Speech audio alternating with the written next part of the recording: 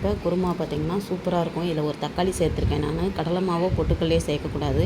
இப்போ நல்லாவே சூப்பராக இருக்கும். உருளைக்கிழங்கு ஒரு 1/2 கிலோ எடுத்து வேக வச்சுட்டு, அதுக்கப்புறம் கடலப்பருப்பு, உளுந்தம்பருப்பு, எண்ணெய் ஊற்றி கடுகு, உளுந்தம்பருப்புலாம் போட்டு நல்லா தாளிச்சுட்டு, அதுக்கப்புறம் பச்சை மிளகா, பெரிய வெங்காயம் நிறையா போடணும்.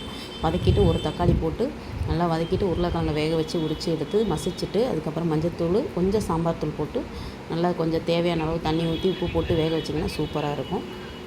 சூப்பரான நமக்கு பூரி மசாலா ரெடி ஆயிடுச்சு.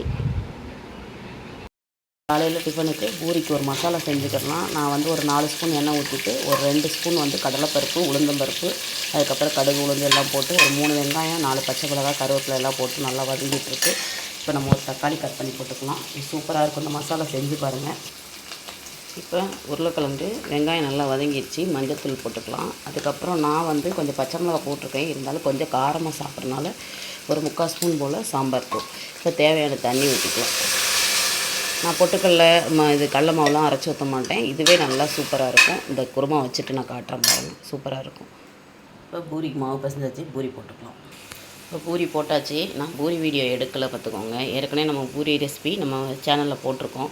அதனால் நான் பூரி போட்டு எடுத்துட்டேன். இப்போ குருமாவும் வச்சாச்சு. நான் காட்டுறேன்.